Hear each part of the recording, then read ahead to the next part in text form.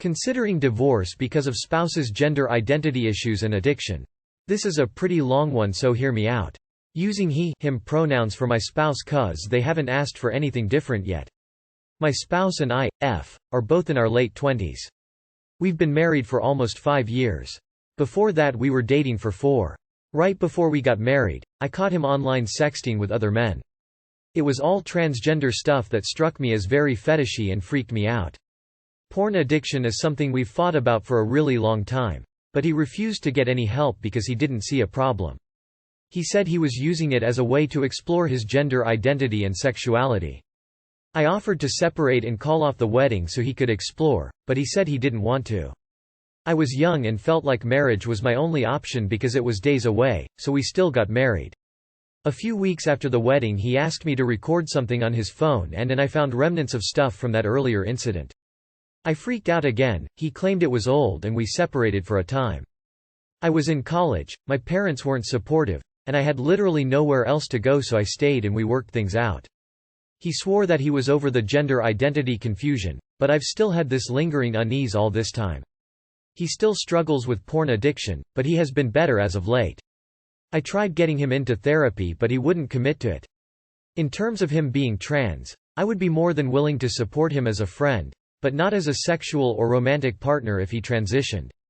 I told him this, and so he said he wasn't going to pursue anything because he didn't want to lose me. Fast forward 5 years. Things were going pretty great. We patched things up, bought a house, graduated college, got good jobs, and everything seemed to be going really okay until the other day. I had a really bad feeling in my stomach for some reason, and he had left his phone out. I know I shouldn't have, but I looked through it. I found more trans fetish porn, and basically a lot more evidence that he is still struggling with gender identity. He caught me looking through his phone.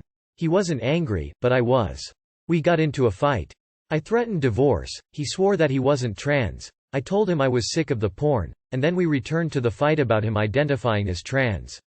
I told him I'm not attracted to trans women. IDK if this sounds transphobic, and if it does I'm very sorry. I told him that if he wanted to transition I'd be there to support him as a friend, but I didn't want to be his sexual and romantic partner. He told me I was horrible. At the time, I was really keen on divorce because I'm tired of dealing with this over and over again. But at the same time, our relationship has been great aside from this.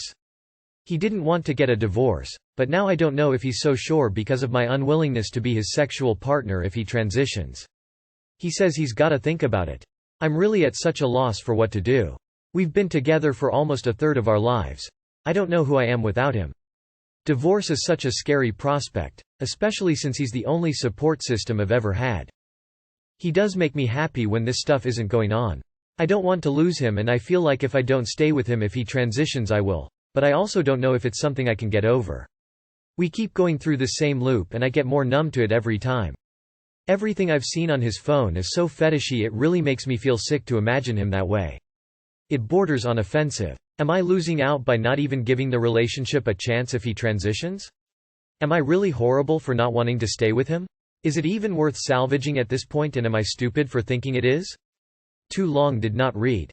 My husband and I have been fighting about his porn addiction and gender identity issues since before we got married. He says if I loved him I'd be married to him no matter what he identifies as. I am not attracted to trans women. I am unsure of whether I should give it a chance or just leave so he is free to identify as whatever he feels is right. Before anyone suggests couples counseling, it's been on the table but he never commits. I'm looking into counseling for myself but they won't be able to get me in for a while. Okay, fuck all these hyper-sympathetic comments toward your husband. Your husband is a POS. Transgender, cis, or poly whatever, he's literally sexting other people while in a committed relationship. You should have jumped ship then. Honestly, I think you're letting this gender thing cloud the situation, which is 1. He cheated. 2. He's addicted to porn. 3. He has no intentions on getting help. Girl, you've already wasted so much time on this. How much more time are you going to waste? You married a man because you are attracted to men. If he thinks you're horrible for not being attracted to him as a woman, he's a hypocrite. The LGBT community is always saying that sexual orientation isn't a preference, you're born that way. You were born heterosexual. Period. The two of you are not compatible. Do you want to live in this loop for the rest of your life? Say it with me folks, if you divorce him because he now identifies as a woman and wants to transition, that's not transphobic. He's not at fault for wanting to transition and neither are you. He is at fault for emotionally cheating on you, lying to you and trying to manipulate you. Seriously, leave. You've been with him for a third of your life. Imagine how happy you could be over the next two-thirds of you were happy. Read up on sunk cost fallacy. You're heterosexual, yes? It's not transphobic for you to not be attracted to trans women because you're not attracted to women, period. What's not totally clear is whether or not your husband actually is trans or not. From what you said, he denies that he is and you're insisting otherwise because of what porn he likes to watch. Porn consumption does not equal gender identity. He cheated on you. End of story. As a member of the LGBT fuck you're so. He's being a real piece of shit not because of his struggling gender identity. But because of the blatant cheating and manipulation. I mean, he was sexting other in a monogamous relationship after you made it clear you weren't comfortable. Plus the porn addiction which he refuses to get help for. It may sound cruel but drop him RN and tell him to get his shit together. Tell him to get a therapist for his problems with gender identity and his porn addiction. Stay strong. I know it feels like you would waste years or your life but you're still young. Leave. Should I cancel a $5,000 B-Day trip over this behavior from my BF? I think he may propose. I was invited on a wonderful trip for my birthday by my boyfriend of 8 months. He and I have had our ups and downs but, as of late, things have been really good. He is spending thousands to take me to Hawaii for 6 days but I own my own business, I do work remotely, so I told him that I need to do some work if I'm going to be out of state, with Zoom calls etc. He is quite successful in business, more than me, and he thinks he knows better than me. He tells me to let them all know I am taking a vacation and I will be out of pocket for most of the week. My clients only talk to me. I have contract works RS to do some of the upkeep but they talk with me and they pay me hefty retainers. I told him I didn't feel comfortable saying I was taking 7 days off and that I would need to work a few hours a day remotely. He disagrees and I can tell it's been a point of contention. I am at the point of fearing this vacation and wanting to back out of going. I know he has spent $3,500 already but it is refundable if he cancels soon. I haven't said anything about canceling yet but it's deep in my gut. On top of this, last week I went on a work trip and I made amazing connections that could lead to huge growth and contracts, and losing that traction and workflow will be detrimental to my business. My boyfriend has already told me he feels very uncomfortable with the man, colleague, who set up those meetings for me because I posted about my collaboration with him on social media. In addition, while I was on the trip my boyfriend had major meltdowns texting and repeatedly calling me during my meetings saying that he was no appreciative of the fact that I didn't respond to his texts within the typical 30 minutes that I normally do. I literally texted him once during the meeting and said, "I'm still in this meeting. May I please call you when I get out in 30 minutes?" He called right back 2 times and I walked out and told him that I stepped out to take his call and he was yelling at me for being unreachable. I said, "How am I unreachable when I texted you back and literally walked out of important meetings to take this call?" That didn't really help. He ranted and raved for a while. And I finally had to say, "I don't deserve this. I'm working my ass off and this is very intense and there is a lot of pressure. This is a lot of complaining and I apologize in advance but I am sick to my stomach over this decision. I love this man and when we are together things are so good. But I don't feel safe to go on this trip for 6 days and give up the progression of my basiness. I see it a couple of ways. I think it's possible he will propose to me on this trip. If things were going well in his book. And I also think it's possible that he will be extremely ticked off if I take business calls on this trip. And it will cause fights, and it's 6 days out of the country. I'd appreciate any feedback you might have. You've been in this relationship for 8 months and you've posted about this man 17 times. This relationship sounds like a complete mess. He is sexually coercing you, throwing tantrums, abusing alcohol. Less than a year in? You're 46, you're old enough to know that this is not a good situation. Everyone has told you to leave. Why are you still dating this person? My goodness. Looking at your post history about this guy. Why on earth are you tolerating his nonsense? He treats you like crap, is controlling, and doesn't respect you. You'd be better off alone than with this guy. Not only cancel the trip, cancel the entire relationship. Dude, is this a troll post? 1. You posted about being together 3 months and he was trying to force you to have sex and give BJs to random men even after you said those are things you were comfortable with. 2. You made another post about your boyfriend texting the man who he wanted you to fuck and that he was making arrangements to cheat on you. 3. He wanted you to get rid of dog you have. 4. You haven't been together for a year and are already having so many issues. 5. He's an alcoholic. 6. He wants you to put him first even before your damn kid. 7. He is jeopardizing your business by his need to monitor you 24/7. 8. You guys don't even live together and it's going to get worse. Why are you allowing him to belittle and sabotage your business? He seems very controlling and selfish. This is your livelihood. You can't just up and leave a business that's just taking off. If he cannot accept that you need to work, then you don't need to be with someone who doesn't take your work seriously. Doesn't matter how much money he makes or spends. The fact that he has problems with who you work with and that you aren't available when he wants, are huge red flags. Uaoche hum, but he isn't the one for you. Okay, your post history is scary. This man has given you red flag after red flag. The people of Reddit have told you that, from what you've told us, this relationship is filled with red flags. Please listen to us. Get out of this relationship. Don't just cancel the trip, cancel the relationship. I don't usually recommend this, but my ex was like this and he clearly doesn't trust you and doesn't have the emotional intelligence to assess his reactions and put himself in your shoes. 8 months seems a bit too soon for a proposal. Even so, your business is a product of your hard work, and if he respected that, he would not expect you to risk losing clients. You can still take calls, meetings, and enjoy the vacation in his company. It seems like this is stemming from jealousy over the client as well, and maybe even your success. Not worth the risk op. Don't jeopardize your business. I had no clue you were 46 until I read your back posts, 'cause of the comments. Geez girl. I literally have nothing to say besides, why the H? Are you still with this guy? You're about 8 months late on the run. Update. My mom stole $6,000 from me claiming I owe it to her. Original post. First of all, I'd like to say thank you to everyone who took the time to read my post and give me advice. There were too many comments to respond to, but I did read every one and my heart goes out to those who shared similar stories. A lot has happened in the past few days. The day after I posted, my mom broke the lock on my bedroom door and accused me of planning her pay and murder in conjunction with my professor. Which is not only false, but so laughably outlandish that I finally called my university, as many here suggested. Their police department got me out the same day and put me in a temporary shelter for 2 days before moving me temporarily to university dorms. My mom did put up a fight while I was leaving and accused me of being a ex-worker. She claimed evidence of my illegal activities could be found on my computer, iPad, and phone, all currently in police custody.